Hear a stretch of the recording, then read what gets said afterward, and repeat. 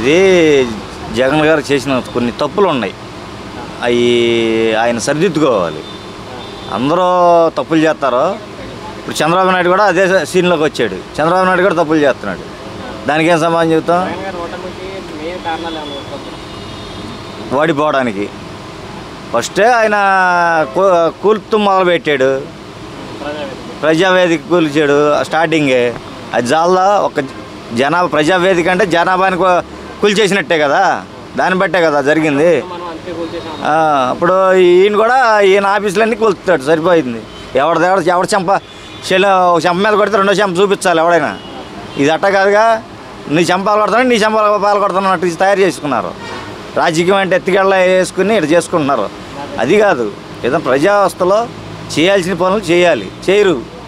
ఇప్పుడు రాజకీయంగా బయట ఎన్నో ఇవి ఉంటాయి, చేసుకోవాలి. అట్లా కాదు కదా, ప్రజా వ్యవస్థలో చేయాల్సిన పనులు చేసుకోవాలి. ప్రతి ఒక్కరికి న్యాయం, ప్రతి ఒక్కరికి న్యాయం అంటాడు, ప్రతి ఒక్కరికి న్యాయం అంటాడు. ప్రజా సమస్యలు తీర్చే విధంగా ఏం కనపడుతుందా ఏది కూడా. ఎవడికాడికి కూల్చుకుంటాలు సరిపోతున్నాయి, పడదోసుకుంటాలు కొట్టుకుంటాలు సరిపోతున్నాయి, కానీ ప్రజల సమస్యలు తీర్చేవాడు ఎవడు లేడు. ఈయన కూడా ఏంటంటే ఈ 3 ముక్కలు ఆటాడాడు. ఈ రాజధాని పెట్టింది కరెక్టే, రాజధానిని 3 ముక్కలు ఆట ఆడుకున్నాడు ఆయన జగన్ గారు. 3 ముక్కలు ఆడుకున్నట్టే ఉంది కదా. ఇప్పుడు కూడా ఈయన ఏంటంటే మళ్ళీ 3 ముక్కలు ఆట ఇది కూడా చేద్దామని చూస్తున్నారు. ఈయన కూడా 3 ముక్కలు ఆట ఆడిస్తాడు మళ్ళీ. ఇన్ని సంవత్సరాలు చేశాడు పరిపాలన, 14 ఏళ్ళు పరిపాలన చేశాడు. ఒకప్పుడు చేసినప్పుడు రాజకీయంగా చేయాల్సింది ఆయన చాలా వయసులో పెద్దోడే, కానీ వివరాత్మకంగా చేయలే. అది ఈయన కొన్ని పథకాలు పెట్టావు, పథకాలు నిలకడగా నిలబడతల్లా, సరిగ్గా పథకాల్లో కూడా ఇది లేదు. పథకాలు ఇచ్చే దీన్ని బట్టి ఉంటుంది. ఏదైనా పథకాలు కూడా ఇవ్వకూడదు, జనాభాకి అలుసుగా ఉంటుంది. కొన్ని చేయాల్సినవి చేయాలి. పథకాలు కొన్ని చేయాల్సినవి చేయాలి. సొసైటీకి ఏది అవసరమో అది చేయాలి. ఇప్పుడు బిల్డింగులు కట్టేసుకున్న రాజధానిలో బిల్డింగులు కట్టేస్తే సరిపోయిద్దా? దాంట్లో ఉండాలిగా, జనాభా ఉండాలిగా, దానికి వనరులు కావాలిగా. దానికి మనకు ఇప్పుడు మహారాష్ట్ర ఉంది, ఎన్ని వనరులు ఉన్నాయి? మహారాష్ట్ర ఎన్ని వనరులు ఉన్నాయి? నీళ్లు ఉన్నాయి ఏంటి, కంపెనీస్ ఉన్నాయి. అని కొండ ప్రాంతం కాబట్టి వచ్చినాయి పెట్టుకున్నారు, ఎంఐడిసీలు పెట్టుకున్నారు, బాగుంది. మనకు కూడా ఏపీ ఐటీఐది సంబంధించినవి మన ఇండస్ట్రియల్స్ ఏరియా పెట్టుకుంటే మనకు కూడా డెవలప్ అవుద్ది.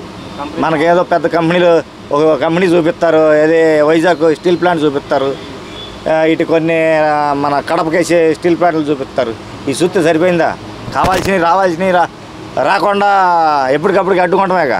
అదేవిధంగా జగన్ గారు కూడా నాకు ప్రతిపక్ష హోదా ఇవ్వాలి అని కూడా స్పీకర్కి లేఖ రాయడం జరిగింది. దాని ఎలా లేఖ రాస్తే లేఖలు రాసుకోవచ్చు, దాని ఏమన్నా ఎవరైనా రాసుకోవచ్చు.